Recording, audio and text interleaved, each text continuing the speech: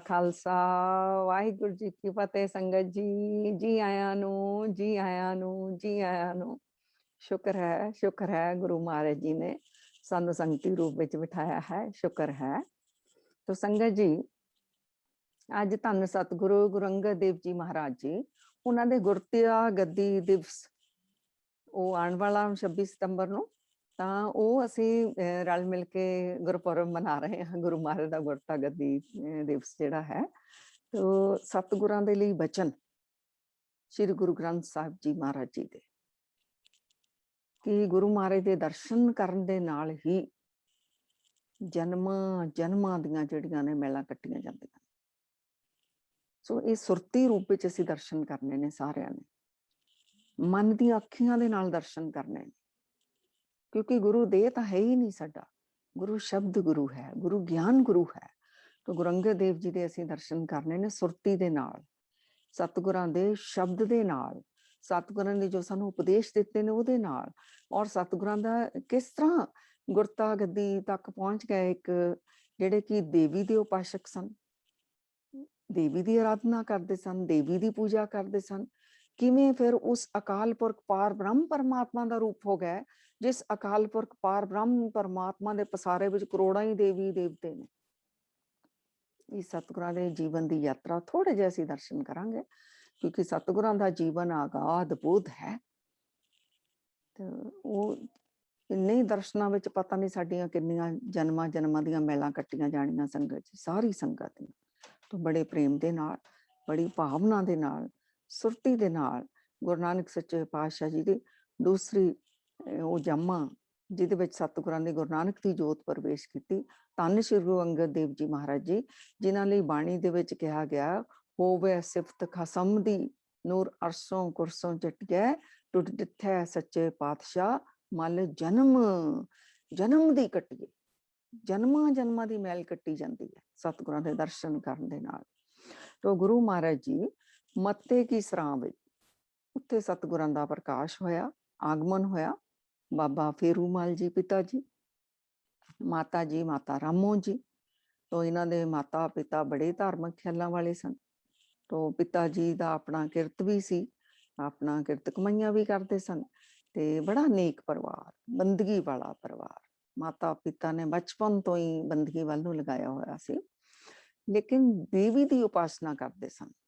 जो बाबा फेरूमल जी सन, वो ਲੋਕਾਂ ਨੂੰ ਇਕੱਠੇ ਕਰਕੇ ਲੈ ਕੇ ਜਾਂਦੇ ਸਨ ਦੇਵੀ ਦੀ ਉਪਾਸਨਾ ਕਰਨ ਦੇ ਲਈ। ਅਲੱਗ-ਅਲੱਗ ਦੇਵੀਆਂ ਦੇ ਜਿਹੜੇ ਸਥਾਨ ਬਣੇ ਹੋਏ ਨੇ ਉੱਥੇ ਦਰਸ਼ਨਾਂ ਨੂੰ ਜਾਂਦੇ ਸਨ। ਜਵਾਲਾ ਦੇਵੀ ਦੇ, ਵੈਸ਼ਨੋ ਦੇਵੀ ਦੇ, ਇਸ ਤਰ੍ਹਾਂ ਬੜੇ ਪੱਕੇ ਭਗਤ ਸਨ।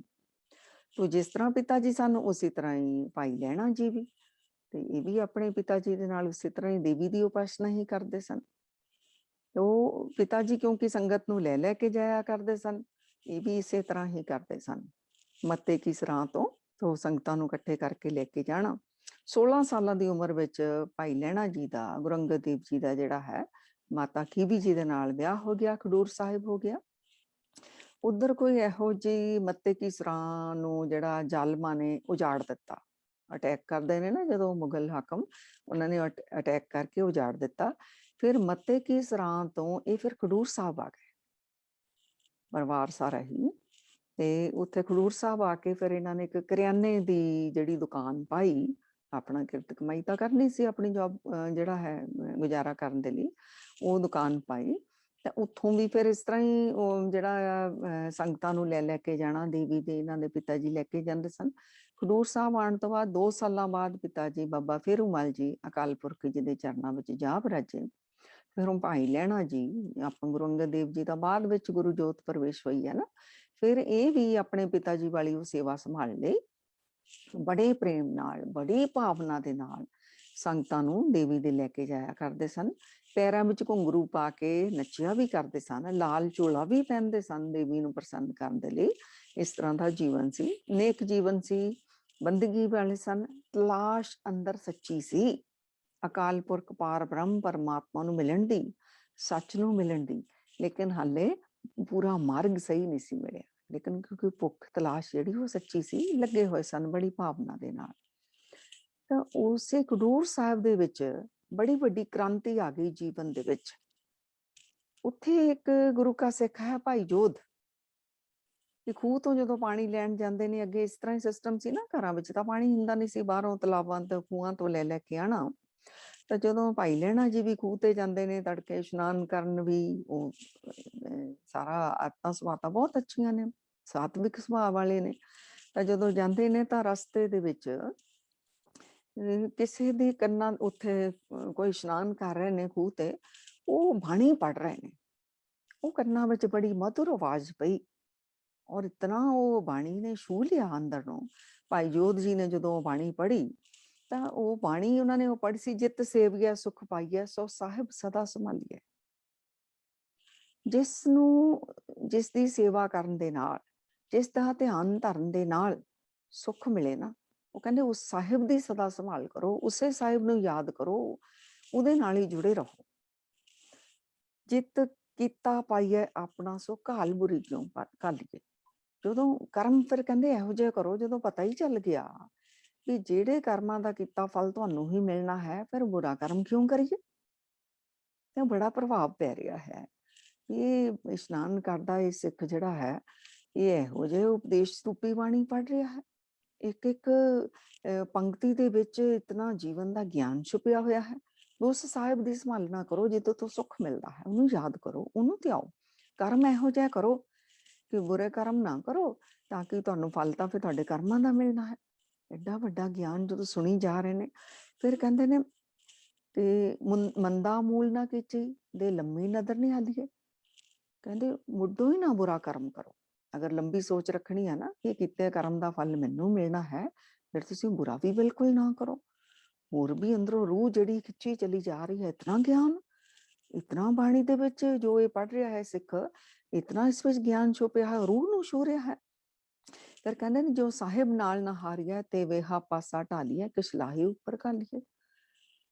ਤਾਂ ਹੋਰ ਵੀ ਇਹ ਤਾਂ ਇਕਾਲਣਾ ਕਰ ਲਓ, ਲਾਹਾ ਲੈ ਲਓ। ਇਹ ਤਾਂ ਬਾਣੀ ਖਿੱਚੀ ਜਾ ਰਹੀ ਹੈ।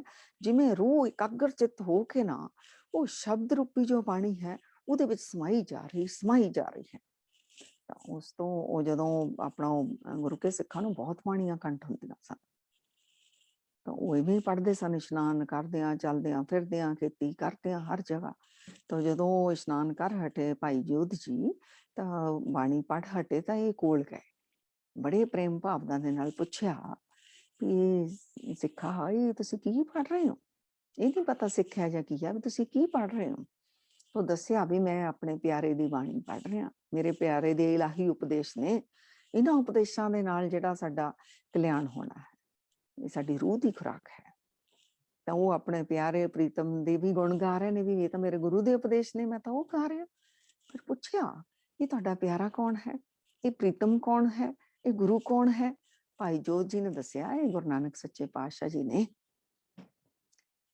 ਤਾਂ ਬੜਾ ਮਨ ਵਿੱਚ ਭਾਵ, ਇੱਕ ਪ੍ਰੇਮ ਜਾਗ ਪਿਆ ਵੀ ਇਹ ਕਹਿ ਰਿਹਾ ਹੈ ਕਿ ਉਹ ਸਾਡਾ ਗੁਰੂ ਜੋ ਹੈ, ਜੋ ਪਿਆਰਾ ਹੈ, ਜੋ ਪ੍ਰੀਤਮ ਹੈ। ਭਾਈ ਜੋਧ ਜੀ ਕਹਿ ਰਹੇ ਨੇ ਉਹ ਉਸ ਗੁਰੂ ਦੇ ਉਪਦੇਸ਼ ਜਿਹੜੇ ਨੇ ਸਾਨੂੰ ਜਨਮਾਂ ਜਨਮਾਂ ਦੀ ਸਾਡੀ ਮੈਲ ਕੱਟ ਕੇ ਸਾਨੂੰ ਸੱਚ ਨਾਲ ਜੋੜ ਦੇਣਗੇ, ਸਾਡਾ ਕਲਿਆਣ ਹੋ ਜਾਏਗਾ, ਸਾਡਾ ਭਾਰ ਉਤਾਰਾ ਹੋ ਜਾਏਗਾ, ਅੰਦਰ ਇੱਕ ਪਿਆਸ ਲੱਗ ਗਈ।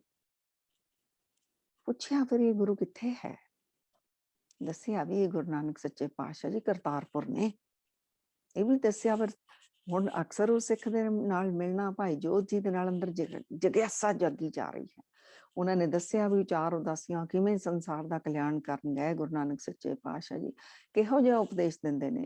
ਸੁੱਚੀਆਂ ਕਿਰਤ ਕਮਾਈਆਂ ਕਰੋ, ਨਾਮ ਜਪੋ, ਵੰਡ ਕੇ ਛਕੋ, ਤੇ ਗੁਣਾਂ ਦੀ ਸਾਂਝ ਪਾ ਕੇ ਚੱਲੋ। ਬੜਾ ਸਿੱਖ ਦੇ ਜੀਵਨ ਦਾ ਪ੍ਰਭਾਵ ਪਿਆ। ਇੱਕ ਹੋਰ ਸਿੱਖ ਹੈ ਉਸੇ ਪਿੰਡ ਦੇ ਵਿੱਚ, ਭਾਈ ਸਿੰਘਾਂ, ਉਸਦੇ ਜੀਵਨ ਦਾ ਵੀ ਬਹੁਤ ਵੱਡਾ ਪ੍ਰਭਾਵ ਪਿਆ ਸੀ।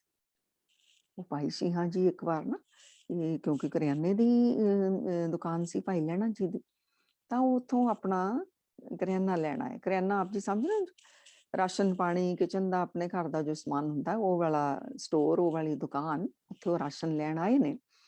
ਤੇ ਉਹ ਭਾਈ ਸਿੰਘਾਂ ਜੀ ਜਦੋਂ ਆਏ ਤਾਂ ਭੋਲੇ ਭਾਲੇ ਲੋਕ ਹੁੰਦੇ ਸਨ ਅੱਗੇ, ਤੇ ਉਹਨਾਂ ਨੇ ਆ ਕੇ ਭਾਈ ਲਹਿਣਾ ਜੀ ਨੂੰ ਕਿਹਾ, ਲੈ ਭਾਈ ਲਹਿਣਿਆ ਆਹ ਟਕਾ ਲੈ ਲਾ, ਤੇ ਇਹਦਾ ਜਿੰਨਾ ਆਟਾ ਬਣਦਾ ਨਾ ਉਹ ਮੈਨੂੰ ਪਾ ਦੇ, ਤੇ ਨਾਲ ਚੁਟਕੀ ਕੁ ਲੂਣ ਵੀ ਵਿੱਚ ਪਾ ਦੇ। ਨਾਲ ਦੱਸਿਆ ਵੀ 3-4 ਦਿਨ ਦੇ ਅਸੀਂ ਭੁੱਖੇ ਹੀ ਆ, ਕਿਉਂਕਿ ਮਿਹਨਤ ਮਜ਼ਦੂਰੀ ਕਰਕੇ ਅਸੀਂ ਤਾਂ ਆਪਣਾ ਗੁਜ਼ਾਰਾ ਕਰਨ ਵਾਲੇ ਹਾਂ। ਸੋ 3-4 ਦਿਨਾਂ ਤੋਂ ਮੈਨੂੰ ਮਿਹਨਤ ਮਜ਼ਦੂਰੀ ਮਿਲੀ ਨਹੀਂ, ਅੱਜ ਮਿਲੀ ਹੈ। ਤੋ ਇਹਦਾ ਜਿੰਨਾ ਆਟਾ ਬਣਦਾ ਨਾ ਉਹ ਪਾ ਦੇ ਤਾਂ ਅਸੀਂ ਫਿਰ ਇਹਦੇ ਪ੍ਰਸ਼ਾਦੇ ਬਣਾ ਕੇ ਛਕਾਂਗੇ। ਦਾਲ ਸਬਜ਼ੀ ਤਾਂ ਹੈ ਨਹੀਂ ਘਰ ਵਿੱਚ, ਇਹਦੇ ਵਿੱਚ ਚੁਟਕੀ ਲੂਣ ਵੀ ਪਾ ਦਿਓ ਤਾਂ ਕਿ ਉਹ ਨਮਕ ਵਾਲੇ ਪ੍ਰਸ਼ਾਦੇ ਅਸੀਂ ਛਕ ਲਈਏ। ਨਾਲ ਇਹ ਵੀ ਦੱਸਿਆ ਵੀ ਸਾਡਾ ਨਿੱਕਾ ਜਿਹਾ ਇੱਕ ਬੱਚਾ ਵੀ ਹੈ, ਉਹ ਮਾਂ ਦਾ ਦੁੱਧ ਪੀਂਦਾ ਹੈ। ਤੋ ਭਾਈ ਲਹਿਣਾ ਜੀ ਨੇ ਉਹ ਇੱਕ ਟਕਾ ਜੋ ਸੀ ਉਹਦਾ ਜਦੋਂ ਪਾਇਆ ਆਟਾ, ਤੇ ਉਹ 3 ਪ੍ਰਸ਼ਾਦਿਆਂ ਦਾ ਆਟਾ। ਤੇ ਭਾਈ ਲਹਿਣਾ ਜੀ ਬੜੇ ਕੋਮਲ, ਬੜੇ ਦਿਆਲੂ, ਬੜੇ ਵੰਡਣ ਵਾਲੇ ਸਨ। ਤੇ ਮਨ ਵਿੱਚ ਆਇਆ ਵੀ ਇਹ ਪਤੀ ਪਤਨੀ 3-4 ਦਿਨ ਦੇ ਭੁੱਖੇ ਨੇ, ਇਹਨਾਂ ਦਾ ਇੱਕ ਛੋਟਾ ਜਿਹਾ ਬੱਚਾ ਵੀ ਹੈ, ਕਿ ਇਹ 3 ਪ੍ਰਸ਼ਾਦਿਆਂ ਨਾਲ ਕੀ ਬਣੇਗਾ। ਇੱਕ ਬੁੱਕ ਭਰ ਕੇ ਆਟੇ ਦਾ ਐਕਸਟਰਾ ਆਪਣੇ ਵੱਲੋਂ ਵੀ ਪਾ ਦਿੱਤਾ। ਅੱਗਿਓਂ ਉਹ ਜਿਹੜਾ ਭਾਈ ਸਿੰਘਾਂ ਜੀ ਸੀ, ਉਹਨਾਂ ਨੇ ਕਿਹਾ ਭਾਈ ਲਹਿਣਿਆ, ਆ ਮੇਰੇ ਟਕੇ ਦਾ ਤਾਂ ਇੰਨਾ ਆਟਾ ਬਣਿਆ ਸੀ, ਆ ਤੂੰ ਹੋਰ ਬੁੱਕ ਭਰ ਕੇ ਕਿਉਂ ਪਾਇਆ। ਅੱਗੋਂ ਭਾਈ ਲਹਿਣਾ ਜੀ ਕਹਿੰਦੇ ਨੇ ਵੀ ਉਹ ਤਾਂ 3 ਕੁ ਪ੍ਰਸ਼ਾਦਿਆਂ ਦਾ ਆਟਾ ਸੀ, ਉਹਨੇ ਨਾਲ ਤੁਹਾਡਾ ਕੀ ਬਣੇਗਾ। ਤੁਸੀਂ ਪਤੀ ਪਤਨੀ 3-4 ਦਿਨ ਦੇ ਭੁੱਖੇ ਹੋ, ਮੈਂ ਤਾਂ ਇਹ ਆਪਣੇ ਵੱਲੋਂ ਪਾਇਆ, ਮੈਨੂੰ ਇਹਦੇ ਨਾਲ ਕੋਈ ਫਰਕ ਨਹੀਂ ਪੈ ਰਿਹਾ ਵੀ ਤਾਂ ਕਿ ਤੁਸੀਂ ਰੱਜ ਕੇ ਪ੍ਰਸ਼ਾਦਾ ਛਕ ਲਓ। ਅੱਗਿਓਂ ਭਾਈ ਸਿੰਘਾਂ ਜੀ ਕਹਿੰਦੇ ਨੇ ਨਹੀਂ ਭਾਈ ਲਹਿਣਿਆ, ਕੱਢ ਆਪਣਾ ਫਾਲਤੂ ਆਟਾ ਬਾਹਰ, ਮੇਰੇ ਇੱਕ ਟਕੇ ਦਾ ਹੀ ਆਟਾ ਮੈਨੂੰ ਦੇ। ਉਹ ਕਹਿੰਦੇ ਨੇ ਮੈਨੂੰ ਕੋਈ ਫਰਕ ਨਹੀਂ ਪੈ ਰਿਹਾ ਇੰਨੇ ਨਾਲ। ਅੱਗਿਓਂ ਭਾਈ ਸਿੰਘਾਂ ਜੀ ਕਹਿੰਦੇ ਨੇ ਮੈਨੂੰ ਬੜਾ ਫਰਕ ਪੈ ਰਿਹਾ ਹੈ। ਪੁੱਛਿਆ ਤੈਨੂੰ ਕੀ ਫਰਕ ਪੈ ਰਿਹਾ। ਕਹਿੰਦੇ ਮੇਰੇ ਗੁਰੂ ਨੇ ਤਾਂ ਮੇਰੀ ਬਾਂਹ ਹੀ ਨਹੀਂ ਫੜਨੀ। ਕਹਿੰਦੇ ਤੇਰੇ ਗੁਰੂ ਨੇ ਬਾਂਹ ਨਹੀਂ ਫੜਨੀ।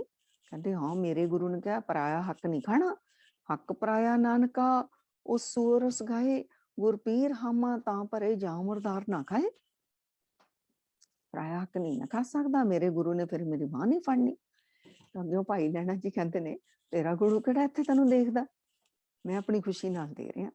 ਕਹਿੰਦੇ ਮੇਰਾ ਗੁਰੂ ਤਾਂ ਹਾਜ਼ਰ ਨਾਜ਼ਰ ਹੈ, ਹਰ ਜਗ੍ਹਾ ਹੀ ਦੇਖਦਾ ਗੁਰੂ ਤਾਂ। ਪੁੱਛਿਆ ਵੀ ਇਹੋ ਜਿਹਾ ਕਿਹੜਾ ਗੁਰੂ ਹੈ ਜਿਹੜਾ ਹਾਜ਼ਰ ਨਾਜ਼ਰ ਹਰ ਜਗ੍ਹਾ ਦੇਖਦਾ। ਪੁੱਛਿਆ ਕੀ ਹੈ ਤੇਰੇ ਗੁਰੂ ਦਾ ਨਾਮ। ਕਿਹਾ ਗੁਰੂ ਨਾਨਕ ਹੈ ਮੇਰੇ ਗੁਰੂ ਦਾ ਨਾਮ। ਕਿੱਥੇ ਮਿਲੇਗਾ। ਕਰਤਾਰਪੁਰ। ਹੋਰ ਮਨ ਦੇ ਵਿੱਚ ਹੋ ਗਿਆ ਵੀ ਇਹ ਦੂਰ ਬੈਠੇ ਵੀ ਸਿੱਖ ਇੰਨਾ ਵਚਨ ਕਮਾ ਰਹੇ ਨੇ ਆਪਣੇ ਗੁਰੂ ਦਾ, ਔਰ ਇਹੋ ਜਿਹਾ ਇਹਨਾਂ ਦਾ ਜੀਵਨ। ਇੱਕ ਸਿੱਖ ਦੇਖਿਆ ਅੰਮ੍ਰਿਤ ਵੇਲੇ ਬਾਣੀ ਪੜ੍ਹ ਰਿਹਾ, ਨਾਲ ਇਸ਼ਨਾਨ ਕਰ ਰਿਹਾ, ਔਰ ਬਾਣੀ ਵਿੱਚ ਇਤਨੇ ਉਪਦੇਸ਼ ਨੇ ਜਿਹਦੇ ਨਾਲ ਜੀਵਨ ਦਾ ਕਲਿਆਣ ਹੋ ਰਿਹਾ। ਆਹ ਸਿੱਖ ਦਾ ਪ੍ਰੈਕਟੀਕਲ ਜੀਵਨ ਦੇਖ ਲਿਆ ਵੀ ਇਹ ਪਰਾਇਆ ਹੱਕ ਲੈਣਾ ਹੀ ਨਹੀਂ ਚਾਹੁੰਦਾ, ਆਪਣੀ ਮਿਹਨਤ ਦਾ ਲੈਣਾ ਚਾਹੁੰਦਾ। ਸੋ ਇਹ ਲੰਬੀ ਸਾਖੀ ਹੈ, ਉਧਰ ਨੂੰ ਅਸੀਂ ਥੋੜੇ ਜਿਹੇ ਦਰਸ਼ਨ ਕਰਾਂਗੇ। ਤਾਂ ਫਿਰ ਜੋ ਭਾਈ ਲਹਿਣਾ ਜੀ ਨੇ ਫਿਰ ਆਪਣਾ ਆਟਾ ਉਹ ਕੱਢ ਲਿਆ, ਉਹਨਾਂ ਦੇ 3 ਪ੍ਰਸ਼ਾਦਿਆਂ ਦਾ ਆਟਾ ਤੇ ਲੂਣ ਦੀ ਚੁਟਕੀ ਪਾ ਕੇ ਦੇ ਦਿੱਤਾ। ਭਾਈ ਸਿੰਘਾਂ ਜੀ ਉਹ ਲੈ ਗਏ ਨੇ, ਪਰ ਇਹਨਾਂ ਦੇ ਉੱਤੇ ਬੜਾ ਪ੍ਰਭਾਵ ਹੈ। ਫਿਰ ਸਿੱਖਾਂ ਦੇ ਜੀਵਨ ਨੂੰ ਦੇਖਣਾ ਸ਼ੁਰੂ ਕਰ ਦਿੱਤਾ। ਭਾਈ ਸਿੰਘਾਂ ਜੀ ਦੇ ਜੀਵਨ ਨੂੰ ਵੀ ਬੜਾ ਕੋਲ ਹੋ ਕੇ ਦੇਖਿਆ ਵੀ ਇਹ ਤਾਂ ਬੜੇ ਸਬਰ ਸੰਤੋਖ ਵਾਲੇ ਨੇ, ਗੁਰੂ ਦਾ ਇਹ ਬਚਨ ਕਮਾਉਂਦੇ ਨੇ। ਮਨ ਵਿੱਚ ਹੋਰ ਜਿਗਿਆਸਾ ਜਾਗੀ, ਹੋਰ ਜਿਗਿਆਸਾ ਜਾਗੀ। ਫਿਰ ਸੰਗਤ ਜੀ ਇੱਕ ਵਾਰ ਆਪਣਾ ਫਿਰ ਦੇਵੀ ਦੇ ਲੈ ਕੇ ਜਾ ਰਹੇ ਸਨ ਦਰਸ਼ਨਾਂ ਨੂੰ ਸੰਗਤ ਨੂੰ, ਕਿ ਰਸਤੇ ਦੇ ਵਿੱਚ ਫਿਰ ਕਰਤਾਰਪੁਰ ਸਾਹਿਬ ਆਇਆ, ਤੇ ਮਨ ਵਿੱਚ ਇਹ ਤਾਂ ਗੁਰੂ ਨਾਨਕ ਦਾ ਹੀ ਨਗਰ ਹੈ, ਤੇ ਇੱਥੇ ਤਾਂ ਸਿੱਖਾਂ ਤੋਂ ਮੈਂ ਬੜਾ ਜੀਵਨ ਸੁਣਿਆ ਹੋਇਆ ਹੈ। ਹੁਣ ਬੇਸ਼ੱਕ ਦੇਵੀ ਦੇ ਵੀ ਜਾ ਰਹੇ ਨੇ, ਪਰ ਅੰਦਰੋਂ ਇੱਕ ਤੜਪ ਪੈਦਾ ਹੋ ਗਈ ਹੈ ਗੁਰੂ ਨਾਨਕ ਸੱਚੇ ਪਾਤਸ਼ਾਹ ਜੀ ਦੀ। ਸੁਣ ਸੁਣ ਨਾਮ ਤੁਮਾਰਾ ਪ੍ਰੀਤਮ ਪ੍ਰਭ ਦੇਖਣ ਕਾ ਚਾਓ। ਅੰਦਰ ਉਹ ਚਾਓ ਪੈਦਾ ਹੋ ਗਿਆ ਵੀ ਮੈਂ ਜੇ ਸੱਚੇ ਗੁਰੂ ਦੇ ਦਰਸ਼ਨ ਕਰਾਂ, ਜਿਹੜਾ ਮੈਨੂੰ ਸਭ ਭਵ ਸਾਗਰ ਤੋਂ ਪਾਰ ਲੈ ਜਾਵੇ, ਜਿਹੜਾ ਮੇਰੇ ਜਨਮਾਂ ਦੀ ਮੈਲਾਂ ਕੱਟ ਕੇ ਰੱਖ ਦੇਵੇ। ਤਾਂ ਉੱਥੇ ਫਿਰ ਕਰਤਾਰਪੁਰ ਰੁਕਦੇ ਨੇ। ਉੱਥੇ ਫਿਰ ਜਿਹੜੇ ਨਾਲ ਸੰਗੀ ਸਾਥੀ ਨੇ ਉਹਨਾਂ ਨੂੰ ਕਹਿੰਦੇ ਨੇ ਕਿ ਮੈਂ ਗੁਰੂ ਨਾਨਕ ਜੀ ਦੇ ਦਰਸ਼ਨ ਕਰਨ ਜਾਣਾ ਹੈ, ਅਗਰ ਤੁਸੀਂ ਵੀ ਜਾਣਾ ਤਾਂ ਚਲੋ। ਉਹ ਕਹਿੰਦੇ ਨਹੀਂ ਅਸੀਂ ਤਾਂ ਨਹੀਂ ਜਾਣਾ, ਅਸੀਂ ਤਾਂ ਦੇਵੀ ਦੇ ਹੀ ਜਾਣਾ ਹੈ। ਇਹ ਉਹਨਾਂ ਨੂੰ ਫਿਰ ਉੱਥੇ ਰੋਕ ਕੇ ਆਪ ਫਿਰ ਜਾਂਦੇ ਨੇ। ਕਈ ਇਤਿਹਾਸਕਾਰ ਲਿਖਦੇ ਨੇ ਪਹਿਲਾਂ ਦੇਵੀ ਤੇ ਜਾ ਆਉਂਦੇ ਨੇ, ਜਦੋਂ ਵਾਪਸੀ ਤੇ ਆਉਂਦੇ ਨੇ। ਕਈ ਕਹਿੰਦੇ ਨੇ ਹਲੇ ਜਾਂਦੇ ਨੇ, ਚਲੋ ਉਹਦੇ ਨਾਲ ਨਹੀਂ ਕੋਈ ਮਤਲਬ। ਜਦੋਂ ਕਰਤਾਰਪੁਰ ਰੁਕੇ ਨੇ ਉਦੋਂ ਫਿਰ ਕਹਿੰਦੇ ਨੇ ਗੁਰੂ ਨਾਨਕ ਸੱਚੇ ਪਾਤਸ਼ਾਹ ਜੀ ਮੈਂ ਦਰਸ਼ਨ ਕਰਨ ਜਾਣਾ। ਉਹ ਘੋੜੀ ਦੇ ਉੱਤੇ ਸਵਾਰ ਹੋ ਕੇ ਚੱਲ ਪਏ ਨੇ। ਉਧਰ ਜਦੋਂ ਇਹ ਚੱਲੇ ਨੇ, ਜਨਮ ਸਾਖੀ ਦੇ ਵਿੱਚ ਇਹ ਜ਼ਿਕਰ ਹੈ ਕਿ ਉਧਰ ਗੁਰੂ ਨਾਨਕ ਸੱਚੇ ਪਾਤਸ਼ਾਹ ਜੀ ਵੀ ਆਪਣੇ ਧਰਮਸ਼ਾਲਾ ਤੋਂ ਮੰਜੇ ਤੋਂ ਉੱਠ ਕੇ ਚੱਲ ਪਏ। ਤੇ ਬਾਬਾ ਬੁੱਢਾ ਜੀ ਨੇ ਪੁੱਛਿਆ ਸਤਿਗੁਰੂ ਜੀ ਕਿੱਧਰ ਨੂੰ ਚਾਲੇ ਪਾ ਰਹੇ ਹੋ। ਗੁਰੂ ਨਾਨਕ ਸੱਚੇ ਪਾਤਸ਼ਾਹ ਜੀ ਕਹਿੰਦੇ ਨੇ ਤੁਸੀਂ ਇੱਥੇ ਹੀ ਰਹੋ, ਕਿਉਂਕਿ ਸਿੱਖ ਫਿਰ ਨਾਲ ਤੁਰ ਪੈਂਦੇ ਸਨ, ਕਿ ਤੁਸੀਂ ਇੱਥੇ ਹੀ ਰਹੋ ਤੇ ਅਸੀਂ ਕਿਸੇ ਪਿਆਰੇ ਨੂੰ ਲੈਣ ਜਾ ਰਹੇ ਹਾਂ, ਤੇ ਜਿਸ ਨੂੰ ਭਾਰੀ ਵਸਤ ਅਸੀਂ ਦੇਣੀ ਹੈ। ਸੋ ਲੈਣ ਦਾ ਅਧਿਕਾਰੀ ਆ ਰਿਹਾ ਹੈ, ਸੋ ਉਸ ਨੂੰ ਲੈਣ ਜਾ ਰਹੇ, ਖੁਦ ਲੈਣ ਜਾ ਰਹੇ। ਇਹ ਜਨਮ ਸਾਖੀ ਵਿੱਚ ਇਸ ਦਾ ਜ਼ਿਕਰ ਹੈ। ਉਧਰੋਂ ਗੁਰੂ ਨਾਨਕ ਸੱਚੇ ਪਾਤਸ਼ਾਹ ਜੀ ਚੱਲ ਪਏ। ਸੋ ਚਰਨ ਸਰਨ ਗੁਰ ਏਕ ਪੈਂਡਾ ਜਾਏ ਚੱਲ, ਸਤਿਗੁਰ ਕੋਟ ਪੈਂਡਾ ਆਗੇ ਹੋਈ ਲੇਤ ਹੈ। ਸਤਿਗੁਰ ਜੀ ਵੀ ਚੱਲ ਪਏ ਗੁਰੂ ਨਾਨਕ ਸੱਚੇ ਪਾਤਸ਼ਾਹ ਜੀ। तो उत्थे भाई लैणा जी ने जदों देखिया घोड़ी ते सवार आ रहे ने, कोई बजुर्ग आए ने कोल सामने, तां घोड़ी दे उत्ते पुछ के बजुर्गां नूं पुछ रहे ने कि बाबा जी इस करतारपुर दे विच गुरु नानक सच्चे पातशाह जी दा घर कित्थे है? ते अगे बाबा जी कहंदे ने तुसीं गुरु नानक नूं मिलना है? हाँ जी बाबा जी गुरु नानक नूं मिलना है।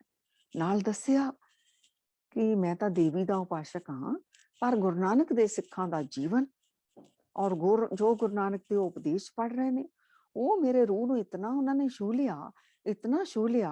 हुण बाबा जी मेरी बड़ी अंदर तड़प लगी हुई है, मैं गुरु नानक दे दर्शन करां और इलाही उपदेश लवां।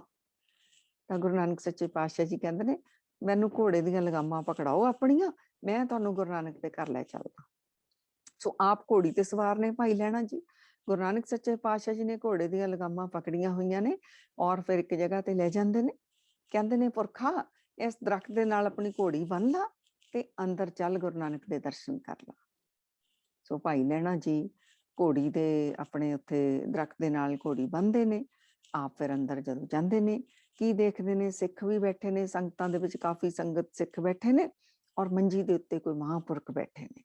तां जदों अगे पहुंचदे ने महापुरखां दे पास तो भाई लैणा जी दी हैरानी दी हद ना रही। ਇਹ ਗੁਰੂ ਨਾਨਕ ਸੱਚੇ ਪਾਤਸ਼ਾਹ ਜੀ ਜਿਹੜੇ ਮੰਜੀ ਦੇ ਉੱਤੇ ਬੈਠੇ ਹੋਏ ਨੇ, ਇਹ ਤਾਂ ਉਹੀ ਬਾਬਾ ਜੀ ਨੇ ਜਿਹੜੇ ਮੇਰੀਆਂ ਘੋੜੇ ਦੀਆਂ ਲਗਾਮਾਂ ਫੜ ਕੇ ਇੱਥੇ ਤੱਕ ਮੈਨੂੰ ਪਹੁੰਚਾਇਆ ਗੁਰੂ ਨਾਨਕ ਦੇ ਦਰ ਤੱਕ। ਉਹ ਬਾਂਹ ਮਾਰ ਮਾਰ ਕੇ ਰੋਣਾ ਸ਼ੁਰੂ ਕਰ ਦਿੱਤਾ। ਅੰਦਰ ਇੱਕ ਆਪਣੇ ਬਹੁਤ ਸ਼ਰਮ ਲੱਜਾ ਮਹਿਸੂਸ ਕੀਤੀ।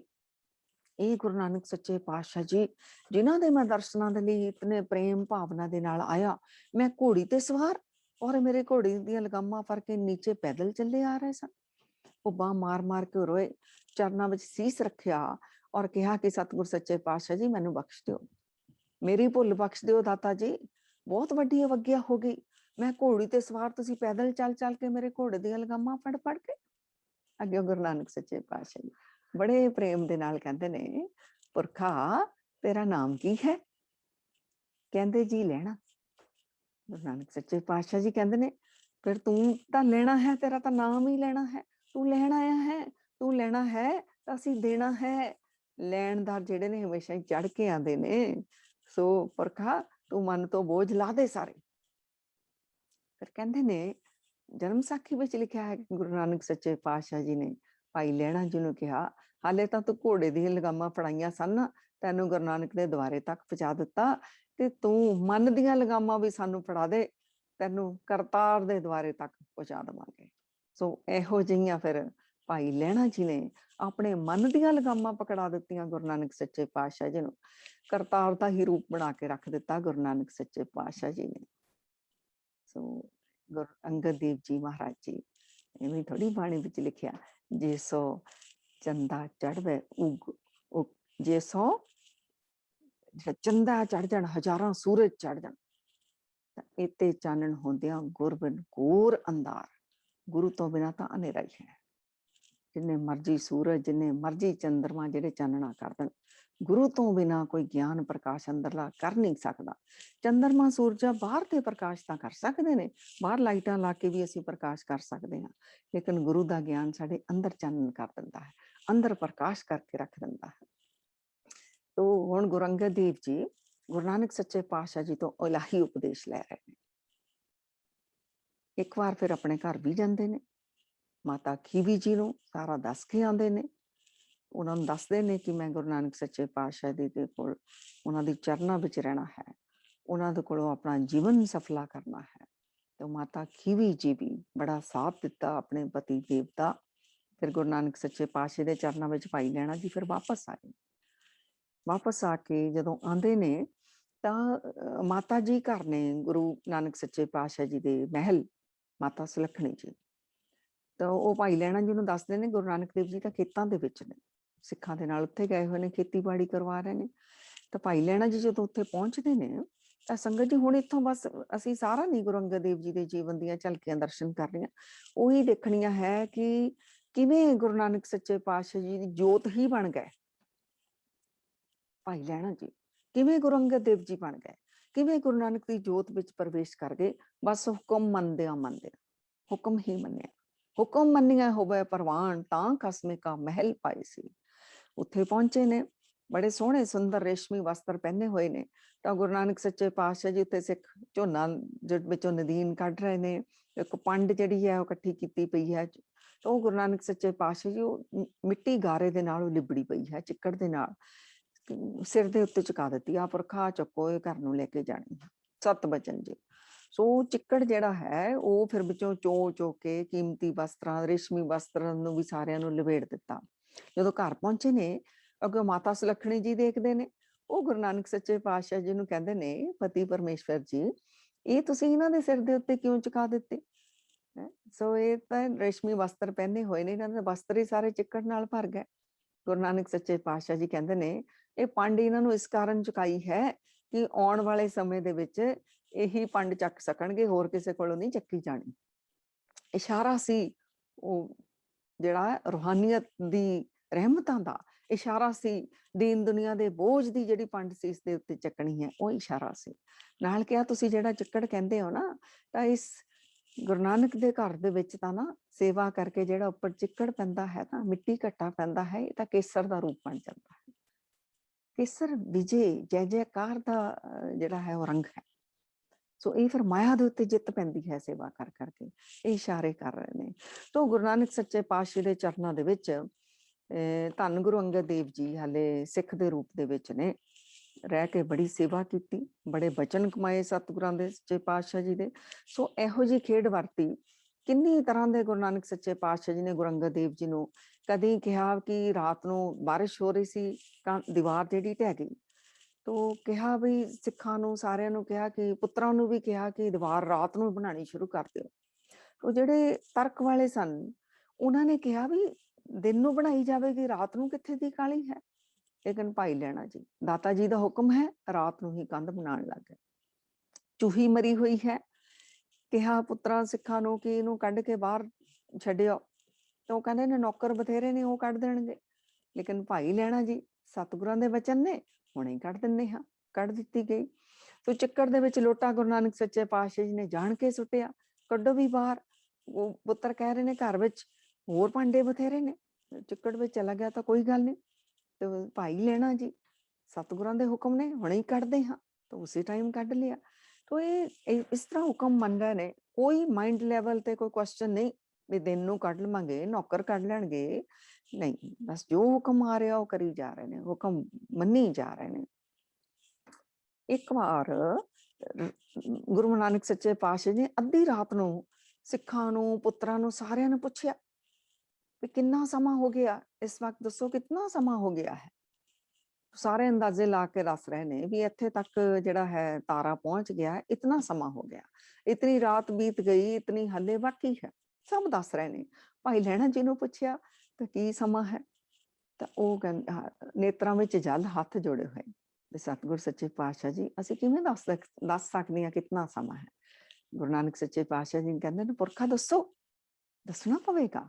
ਤੋ ਫਿਰ ਭਾਈ ਲਹਿਣਾ ਜੀ ਕਹਿੰਦੇ ਨੇ, ਸਤਿਗੁਰ ਸੱਚੇ ਪਾਤਸ਼ਾਹ ਜੀ, ਸਾਰਾ ਸਮਾਂ ਤਾਂ ਤੁਹਾਡੇ ਹੁਕਮ ਵਿੱਚ ਹੈ, ਜਿਤਨੀ ਰਾਤ ਤੁਸੀਂ ਬਿਤਾ ਦਿੱਤੀ ਉਤਨੀ ਬੀਤ ਗਈ, ਔਰ ਜਿਤਨੀ ਹਲੇ ਤੁਸੀਂ ਬਿਤਾਣੀ ਹੈ ਉਤਨੀ ਬੀਤ ਜਾਏਗੀ, ਸਮਾਂ ਤਾਂ ਤੁਹਾਡੇ ਹੱਥ ਵਿੱਚ ਹੈ।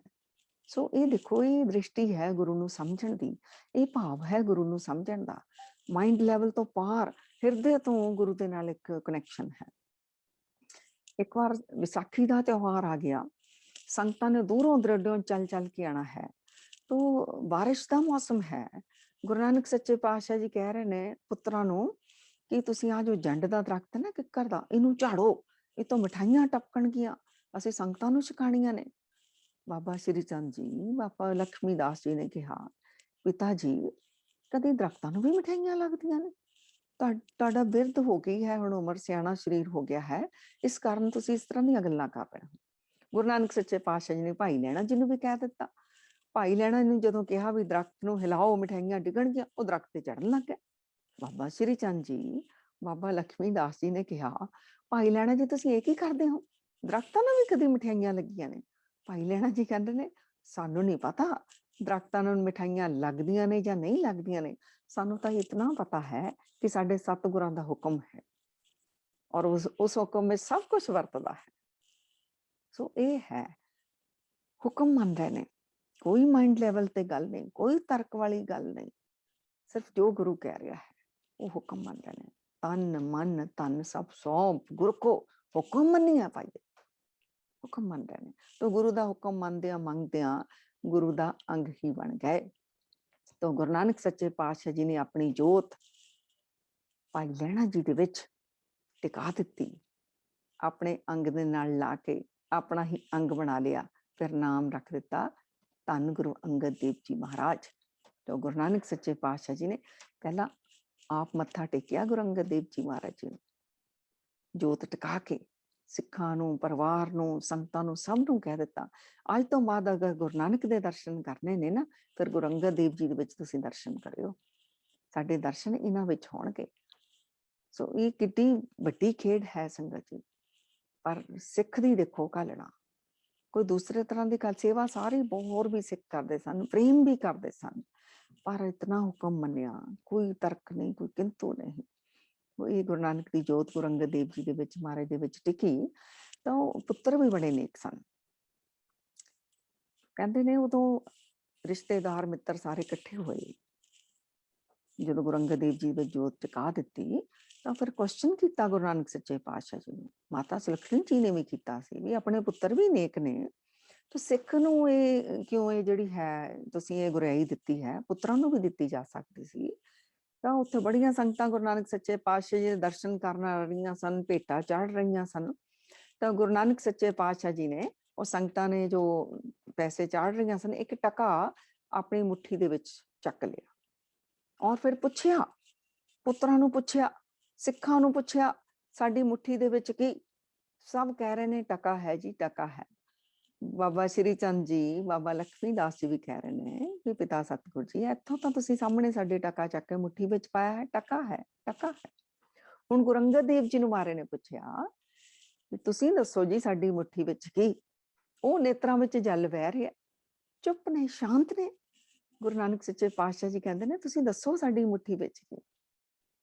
ਤੇ ਜਦੋਂ ਕਿਹਾ ਤੁਹਾਨੂੰ ਬੋਲਣਾ ਪੈਣਾ, ਬੋਲ ਕੇ ਦੱਸੋ, ਤਾਂ ਧੰਨ ਗੁਰੂ ਅੰਗਦ ਦੇਵ ਜੀ ਮਹਾਰਾਜ ਜੀ ਕਹਿੰਦੇ ਨੇ, ਸਤਿਗੁਰ ਸੱਚੇ ਪਾਤਸ਼ਾਹ ਜੀ ਤੁਹਾਡੀ ਮੁੱਠੀ ਦੇ ਵਿੱਚ ਦੀਨ ਅਤੇ ਦੁਨੀਆ, ਤੁਹਾਡੀ ਮੁੱਠੀ ਵਿੱਚ ਲੋਕ ਅਤੇ ਪਰਲੋਕ, ਤੁਹਾਡੀ ਮੁੱਠੀ ਵਿੱਚ ਜੋ ਹੈ ਉਹ ਬਿਆਨ ਨਹੀਂ ਕੀਤਾ ਜਾ ਸਕਦਾ। ਉੱਥੋਂ ਫਿਰ ਸਾਰੇ ਹੀ ਸ਼ਾਂਤ ਹੋ ਗਏ। बाकियां दी दृष्टि जो है सिर्फ माइंड लेवल दी है कि ये टका है, लेकिन गुरु अंगद देव जी की दृष्टि है गुरु नानक दा जो निरंकारी रूप है, उस रूप विच दर्शन कर रहे हैं, उस रूप विच ते आया है गुरु नानक सच्चे पातशाह जी नूं। फिर जिस रूप जैसा सेवा तैसा होए, निरंकारी जोत निरंकार दे रूप विच धराया। फिर गुरु नानक सच्चे पातशाह जी ने वो करतार दा ही रूप बना दिता गुरु अंगद देव जी नूं। गुरता गद्दी ते विराजे। फिर सब तो पहला जिहड़ा सानू उपदेश दिता गुरु अंगद देव जी महाराज ने, प्रेम भरिया उपदेश दिता, जिस प्यारे स्यो नेहो तिस आगे मर चलिए, त्रिग जीवन संसार ताके पाछे जीवना। गुरु अंगद देव जी कहते ने जिस प्यारे गुरु दे नाल प्रेम है ना, तां उहदे अगे तां मर चलीए, उस गुरु दे अगे तां अपना आप समर्पित कर दईए, मर चलीए अपनी हमें भाव, अपना मैं, मेरा मुझ में कुछ नहीं वाला जीवन हो जाए, जो कुछ है सो तेरा, तेरा तुझको सौंपते क्या लागे मेरा, त्रिग जीवन संसार ताके पाछे जीवना। कहते गुरु तो बिना तो संसार जिहड़ा त्रिग है। इतना प्रेम सानू करना सिखाया। तो सानू गुरु अंगद देव जी ने कहा भी संगत किहो जी करिए, असी कंपनी किहो जी करिए। कहते ने एक जिहड़ा पैर है ना अमृत वेले दा, उदों तो तुसीं एकांत विच बैठ के अपनी बंदगी करो। गुरु अंगद देव जी कहते जिहड़े 7 पैर ने दिन दे, बाकी 7 पैर जिहड़े बचे ने, 7 पैरी 7 भला बहिए पढ़िया पास। 7 पैर की करो, पढ़िया दे पास बैठो, पढ़े जिन्हां ने रूहानियत दी पढ़ाई पढ़ ली है, जिहड़े सच दे नाल जुड़ गए ने, उन्हां दे पास बैठो। उन्हां दे पास बैठण दा की फायदा होवेगा? उत्थे पाप पुण्य विचारिए, कूड़े कट्टे रास, वो दसणगे कि शुभ कर्म की ने, अशुभ कर्म की ने, पाप की ने ते पुण्य की ने। ਔਰ ਕੂੜੇ ਕੱਟੇ ਰਾਸ ਜਿਹੜੀਆਂ ਤੁਹਾਡੀਆਂ ਮਨ ਦੀਆਂ ਮੈਲਾਂ ਨੇ ਨਾ, ਉਹਨਾਂ ਦੀ ਸੰਗਤ ਕਰਕੇ ਉਹ ਤੁਹਾਡੀਆਂ ਦੂਰ ਹੋ ਜਾਣਗੀਆਂ। ਪਾਸ ਬੈਠਣ ਦਾ ਮਤਲਬ ਇਹ ਨਹੀਂ ਕਿ ਸਰੀਰਕ ਤੌਰ ਤੇ ਉਹਨਾਂ ਦੇ ਪਾਸ ਹੀ ਅਸੀਂ 7 ਪੈਰ ਬੈਠੇ ਰਹਿਣਾ ਹੈ। ਆਪਣੇ ਜਿਹੜਾ ਕਿਰਤ ਕਮਾਈਆਂ ਵੀ ਕਰਨੀਆਂ ਨੇ, ਸਭ ਕੁਝ ਕਰਨਾ ਹੈ। ਪੜ੍ਹਿਆਂ ਦੇ ਪਾਸ ਬੈਠਣ ਦਾ ਮਤਲਬ ਹੈ ਕਿ ਜੋ ਸਾਨੂੰ ਸੱਚ ਦਾ ਗਿਆਨ ਦੇ ਰਹੇ ਨੇ ਨਾ, ਉਹਨੂੰ ਆਪਣੇ ਜੀਵਨ ਵਿੱਚ ਕਮਾਈ ਜਾਣਾ ਹੈ। ਫਿਰ ਅਸੀਂ ਮਾੜੇ ਕਰਮ ਨਹੀਂ ਕਰ ਪਾਵਾਂਗੇ, ਫਿਰ ਨੇਕ ਸ਼ੁਭ ਕਰਮ ਹੀ ਅਸੀਂ ਕਰ ਪਾਵਾਂਗੇ। ਸਾਡੀਆਂ ਮਨ ਦੀਆਂ ਮੈਲਾਂ ਜਿਹੜੀਆਂ ਸਾਫ਼ ਹੁੰਦੀਆਂ ਚਲੀਆਂ ਜਾਣਗੀਆਂ। ਔਰ ਗੁਰੂ ਮਹਾਰਾਜ ਜੀ ਕਹਿੰਦੇ ਨੇ, ਸੇਵਾ ਕੌਣ ਕਰ ਸਕਦਾ ਹੈ? ਸੇਵ ਕੀਤੀ ਸੰਤੋਖੀ, ਜਿਹਨੇ ਸੱਚੋ ਸੱਚ ਤੇ ਆਇਆ। ਜਿਨ੍ਹਾਂ ਦੇ ਵਿੱਚ ਅਵਰ ਸਬਰ ਸੰਤੋਖ ਹੈ ਨਾ, ਉਹੀ ਸੇਵਾ ਕਰ ਸਕਦੇ। ਸੋ ਇਹ ਕਿੱਡਾ ਵੱਡਾ ਗੁਣ ਦਿੱਤਾ ਮਹਾਰਾਜ ਨੇ ਸਾਨੂੰ, ਸੰਤੋਖ ਦੇ ਵਿੱਚ ਰਹੋ ਤਾਂ ਹੀ ਤੁਸੀਂ ਸੇਵਾ ਕਰ ਪਾਓਗੇ। ਅਗਰ ਆਪ ਹੀ ਤੁਸੀਂ ਸੰਤੋਖ ਵਿੱਚ ਨਹੀਂ, ਤੁਸੀਂ ਕੀ ਵੰਡਣਾ ਵੀ ਸੇਵਾ ਹੈ, ਹੱਥੀਂ ਸੇਵਾ ਕਰਨੀ ਵੀ ਸੇਵਾ ਹੈ, ਨਹੀਂ ਤਾਂ ਕਿੱਥੋਂ ਤੁਸੀਂ ਕਰ ਪਾਓਗੇ। ਤੋ ਅਵਰ ਸਬਰ ਸੰਤੋਖ ਰੱਖੋ, ਸੇਵਾ ਆਪਣੇ ਜੀਵਨ ਵਿੱਚ ਰੱਖੋ ਔਰ ਸੱਚ ਨੂੰ ਧਿਆਓ। ਇਹ ਸਾਨੂੰ ਉਪਦੇਸ਼ ਦਿੱਤਾ। ਸੇਵਾ ਅਤੇ ਸਿਮਰਨ ਦਾ ਸਿੱਖ ਧਰਮ ਵਿੱਚ ਸਿਧਾਂਤ ਹੈ ਹੀ ਹੈ ਸੰਗਤ ਜੀ। ਜਦੋਂ ਜੀਵਨ ਵਿੱਚੋਂ ਬੰਦਗੀ ਚਲੀ ਜਾਂਦੀ ਹੈ, ਸੇਵਾ ਚਲੀ ਜਾਂਦੀ ਹੈ, ਤੁਸੀਂ ਨੋਟ ਕਰਿਓ ਕਿ ਆਪਣਾ ਸੁਭਾਅ ਕਿਹੋ ਜਿਹਾ ਹੋ ਜਾਂਦਾ ਹੈ। ਮਨ ਕਿਹੋ ਜਿਹਾ ਅਸ਼ਾਂਤ ਖਿੰਡਿਆ ਲੱਗੇਗਾ। ਬੰਦਗੀ ਹੋਵੇਗੀ, ਸੇਵਾ ਹੋਵੇਗੀ, ਖਿਲਿਆ ਖਿਲਿਆ ਮਨ, ਇੱਕ ਅੰਦਰ ਇੱਕ ਪ੍ਰੇਮ ਭਾਵ, ਉਸ ਪਾਰ ਬ੍ਰਹਮ ਪਰਮਾਤਮਾ ਦੇ ਨਾਲ ਕਨੈਕਸ਼ਨ ਸਾਡਾ ਜਿਹੜਾ ਜੁੜਿਆ ਰਹੇਗਾ। ਤਾਂ ਗੁਰੂ ਅੰਗਦ ਦੇਵ ਜੀ ਮਹਾਰਾਜ ਨੇ 63 ਜਿਹੜੇ ਆਪਣੇ ਸ਼ਬਦ ਗੁਰਬਾਣੀ ਸ੍ਰੀ ਗੁਰੂ ਗ੍ਰੰਥ ਸਾਹਿਬ ਦੇ ਵਿੱਚ ਜਿਹੜੀ ਬਾਣੀ ਦਰਜ ਹੈ, ਉਹ ਉਚਾਰੇ ਨੇ, ਸਾਨੂੰ ਇਲਾਹੀ ਉਪਦੇਸ਼ ਦਿੱਤੇ ਨੇ ਸਤਿਗੁਰਾਂ ਨੇ, ਸੱਚੇ ਪਾਤਸ਼ਾਹ ਜੀ ਨੇ। ਤਾਂ ਗੁਰੂ ਮਹਾਰਾਜ ਜੀ ਕਹਿੰਦੇ ਨੇ ਵੀ ਜਿਹੜਾ ਹੈ, ਇਹੋ ਜਿਹੀ ਸਾਡਾ ਜੀਵਨ ਹੋ ਜਾਣਾ ਚਾਹੀਦਾ ਹੈ। ਸੁਰਤੀ ਇਤਨੀ ਬਰੀਕ ਹੋ ਜਾਣੀ ਚਾਹੀਦੀ ਹੈ। ਹਾਲੇ ਤਾਂ ਅਸੀਂ ਬਾਹਰਲੀਆਂ ਅੱਖਾਂ ਦੇ ਨਾਲ ਦੇਖਦੇ ਹਾਂ। ਸੋ ਇਹਨਾਂ ਸ਼ਬਦ ਦੇ ਵਿੱਚ ਸੁਰਤੀ ਲੀਨ ਕਰ ਲਓ। ਅੱਖੀ ਵਾਜੋਂ ਵੇਖਣਾ, ਬਿਨ ਕੰਨਾਂ ਸੁਣਨਾ।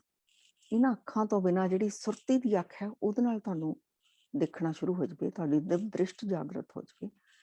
ਔਰ ਇਹਨਾਂ ਕੰਨਾਂ ਦੀ ਬਜਾਏ ਜਿਹੜਾ ਉਹ ਨਾਦ, ਜਿਹੜਾ ਸ਼ਬਦ ਗੁੰਜਾਇਮਾਨ ਹੈ ਪਰਮਾਤਮਾ ਦਾ, ਉਹ ਤੁਹਾਨੂੰ ਸੁਣਨਾ ਸ਼ੁਰੂ ਹੋ ਜਾਵੇ। ਇਤਨੀ ਆਪਣੀ ਸੁਰਤੀ ਬਰੀਕ ਕਰ ਲਓ। ਤੋ ਇਦਾਂ ਦਾ ਮਹਾਰਾਜ ਜੀ ਸਾਨੂੰ ਇਲਾਹੀ ਉਪਦੇਸ਼ ਦੇ ਰਹੇ ਨੇ। ਬੇਅੰਤ ਨੇ ਸਤਿਗੁਰ ਸੱਚੇ ਪਾਤਸ਼ਾਹ ਦੇ ਇਲਾਹੀ ਉਪਦੇਸ਼। ਇੱਕ ਗੁਰੂ ਮਹਾਰਾਜ ਜੀ ਕਹਿੰਦੇ ਨੇ, ਜਿਹੜਾ ਸਿਰ ਨਾ ਸਾਈਂ ਦੇ ਅੱਗੇ ਨਹੀਂ ਨਿਭਦਾ, ਉਹ ਸਿਰ ਨੂੰ ਕੱਟ ਦੇਣਾ ਚਾਹੀਦਾ ਹੈ। ਕਹਿੰਦੇ ਨੇ, ਜੋ ਸਿਰ ਸਾਈਂ ਨਾ ਨਿਭੈ, ਸੋ ਸਿਰ ਦੀਜੇ ਡਾਰ। ਨਾਨਕ ਜਿਸ ਪਿੰਜਰ ਮੈਂ ਬਿਰਹਾ ਨਹੀਂ, ਸੋ ਪਿੰਜਰ ਲੈ ਜਾਰ। ਜਿਸ ਪਿੰਜਰ ਦੇ ਵਿੱਚ ਪਰਮਾਤਮਾ ਨੂੰ ਮਿਲਣ ਦੀ ਤੜਫ ਹੀ ਨਹੀਂ, ਜਿਸ ਤਨ ਦੇ ਅੰਦਰ, ਉਹਨੂੰ ਤਾਂ ਜਲਾ ਦੇਣਾ ਚਾਹੀਦਾ ਇਹੋ ਜਿਹਾ ਸਰੀਰ ਨੂੰ। ਜਿਹੜਾ ਸਿਰ ਝੁਕਦਾ ਨਹੀਂ, ਉਸ ਸਿਰ ਨੂੰ ਕੱਟ ਦੇਣਾ ਚਾਹੀਦਾ ਹੈ। ਸੋ ਇਹ ਸਾਨੂੰ ਦੱਸਿਆ ਵੀ ਗੁਰੂ ਦੇ ਨਾਲ ਤੁਸੀਂ ਇਤਨਾ ਜੁੜ ਜਾਓ, ਇਤਨਾ ਜੁੜੋ ਆਪਣੇ ਗੁਰੂ ਦੇ ਨਾਲ। ਕਿਉਂਕਿ ਗੁਰੂ ਕੀ ਹੈ ਸਾਡਾ, ਜੇ 100 ਚੰਦਾ ਉਗਵੈ, ਸੂਰਜ ਚੜੇ 1000, ਇਤੇ ਚਾਨਣ ਹੁੰਦਿਆਂ ਗੁਰ ਬਿਰ ਘੋਰ ਅੰਧਾਰ। ਸੰਗਤ ਜੀ, ਧੰਨ ਗੁਰੂ ਅੰਗਦ ਦੇਵ ਜੀ ਮਹਾਰਾਜ ਜੀ, ਸਤਿਗੁਰਾਂ ਦੇ ਗੁਰਤਾ ਗੱਦੀ ਦਿਵਸ ਦੀਆਂ ਆਪ ਸਾਰੀਆਂ ਸੰਗਤਾਂ ਨੂੰ ਲੱਖ ਲੱਖ ਵਧਾਈਆਂ, ਲੱਖ ਲੱਖ ਵਧਾਈਆਂ। ਤੋ ਗੁਰੂ ਮਹਾਰਾਜ ਜੀ ਦੇ ਜੀਵਨ ਤੋਂ ਸਾਨੂੰ ਸਾਰਿਆਂ ਨੂੰ ਇਹੀ ਸਮਝ ਲੱਗੀ ਹੈ ਕਿ ਆਪਣੇ ਗੁਰੂ ਨੂੰ ਪ੍ਰੇਮ ਕੀਤਾ ਹੈ। ਪਹਿਲਾਂ ਤੜਪ ਅੰਦਰ ਸੱਚੀ ਸੀ, ਤਲਾਸ਼ ਸੱਚੀ ਸੀ, ਬੇਸ਼ੱਕ ਮਾਰਗ ਹਾਲੇ ਸੱਚਾ ਨਹੀਂ ਸੀ। ਲੇਕਿਨ ਤੜਪ ਸੱਚੀ ਹੋਵੇ, ਤਲਾਸ਼ ਸੱਚੀ ਹੋਵੇ, ਪਰਮਾਤਮਾ ਨੇ ਪ੍ਰਬੰਧ ਕਰਨਾ ਹੀ ਹੁੰਦਾ ਹੈ। ਗੁਰੂ ਨਾਨਕ ਸੱਚੇ ਪਾਤਸ਼ਾਹ ਜੀ ਦੇ ਪਹਿਲਾਂ ਸਿੱਖਾਂ ਦੇ ਨਾਲ ਮੇਲ ਹੋਇਆ, ਫਿਰ ਗੁਰੂ ਨਾਨਕ ਸੱਚੇ ਪਾਤਸ਼ਾਹ ਜੀ ਦੇ, ਫਿਰ ਉੱਥੇ ਇਤਨਾ ਪ੍ਰੇਮ ਕੀਤਾ ਆਪਣੇ ਗੁਰੂ ਨੂੰ, ਇਤਨਾ ਗੁਰੂ ਦੇ ਹੁਕਮ ਕਮਾਏ, ਇਤਨੇ ਬਚਨ ਕਮਾਏ ਕਿ ਗੁਰੂ ਨੇ ਆਪਣਾ ਹੀ ਰੂਪ ਬਣਾ ਕੇ ਰੱਖ ਦਿੱਤਾ। ਅੱਜ ਸਾਰਾ ਸੰਸਾਰ, ਸਾਰਾ ਜਗਤ ਜੁਗੋ ਜੁਗ ਅਟਲ ਸਾਹਿਬ ਧੰਨ ਧੰਨ ਸ੍ਰੀ ਗੁਰੂ ਗ੍ਰੰਥ ਸਾਹਿਬ ਜੀ ਤੋਂ ਇਲਾਹੀ ਉਪਦੇਸ਼ ਲੈ ਰਿਹਾ ਹੈ। ਗੁਰੂ ਅੰਗਦ ਦੇਵ ਜੀ ਤੋਂ, ਗੁਰੂ ਨਾਨਕ ਦੀ ਜੋਤ ਤੋਂ ਇਲਾਹੀ ਉਪਦੇਸ਼ ਲੈ ਰਿਹਾ ਹੈ। ਤਾਂ ਗੁਰੂ ਅੰਗਦ ਦੇਵ ਜੀ ਲਈ ਬਾਣੀ ਵਿੱਚ ਕਿਹਾ ਹੈ ਕਿ ਗੁਰੂ ਅੰਗਦ ਦੇਵ ਜੀ ਦੇ ਦਰਸ਼ਨ ਕਰਨ ਦੇ ਨਾਲ ਜਨਮਾਂ ਜਨਮਾਂ ਦੀ ਮੈਲ ਕੱਟੀ ਜਾਂਦੀ ਹੈ। ਸੋ ਕਹੋ ਟਲ ਗੁਰ ਸੇਵੀਐ, ਅਹਨਸ ਸਹਿਜ ਸਫਾਏ, ਦਰਸ਼ਨ ਪਰਸਿਐ ਗੁਰੂ ਕੈ, ਜਨਮ ਮਰਨ ਦੁੱਖ ਜਾਏ। ਤਾਂ ਸਾਡੀ ਵੀ ਗੁਰੂ ਅੰਗਦ ਦੇਵ ਜੀ ਮਹਾਰਾਜ ਜੀ ਦੇ ਚਰਨਾਂ ਵਿੱਚ ਅਰਦਾਸ ਬੇਨਤੀ ਹੈ ਕਿ ਸਤਿਗੁਰ ਸੱਚੇ ਪਾਤਸ਼ਾਹ ਜੀ ਸਾਰੀ ਸੰਗਤ ਦੇ ਜਨਮਾਂ ਜਨਮਾਂ ਦੀਆਂ ਮੈਲਾਂ ਕੱਟ ਦਿਓ ਦਾਤਾ ਜੀ। ਅਸੀਂ ਤਾਂ ਖਿਨ ਖਿਨ ਭੁੱਲਣ ਹਾਰ ਹਾਂ, ਮੈਲਾਂ ਦੇ ਨਾਲ ਭਰੇ ਹੋਏ ਹਾਂ, ਗੁਨਾਹਾਂ ਦੇ ਨਾਲ ਭਰੇ ਹੋਏ ਹਾਂ। ਸਾਨੂੰ ਗੁਰੂ ਦੇ ਨਾਲ ਪ੍ਰੇਮ ਵੀ ਨਹੀਂ ਕਰਨਾ ਆਉਂਦਾ, ਸਾਨੂੰ ਗੁਰੂ ਦੇ ਵਚਨ ਵੀ ਨਹੀਂ ਕਮਾਉਣੇ ਆਉਂਦੇ। ਲੇਕਿਨ ਸਤਿਗੁਰ ਸੱਚੇ ਪਾਤਸ਼ਾਹ ਜੀ ਆਪ ਮੇਹਰਾਂ ਦੇ ਘਰ ਵਿੱਚ ਆਓ, ਆਪਣੀ ਦ੍ਰਿਸ਼ਟੀ ਪਾਓ ਸਾਰੀ ਸੰਗਤ ਦੇ ਉੱਤੇ, ਸਾਡੀਆਂ ਜਨਮਾਂ ਜਨਮਾਂ ਦੀਆਂ ਮੈਲਾਂ ਕੱਟ ਕੇ ਸਾਨੂੰ ਵੀ ਸਾਰਿਆਂ ਨੂੰ ਸੱਚ ਦੇ ਵਿੱਚ ਸਮਾ ਦਿਓ, ਸੱਚ ਦਾ ਹੀ ਰੂਪ ਬਣਾ ਦਿਓ ਦਾਤਾ ਜੀ। ਹੋਈਆਂ ਭੁੱਲਾਂ ਗਲਤੀਆਂ ਬਖਸ਼ ਦੇਣੀਆਂ ਸਤਿਗੁਰ ਦਾਤਾ ਜੀ, ਸਾਰੀ ਸੰਗਤ ਜੀ। ਵਾਹਿਗੁਰੂ ਜੀ ਕਾ ਖਾਲਸਾ, ਵਾਹਿਗੁਰੂ ਜੀ ਕੀ ਫਤਿਹ।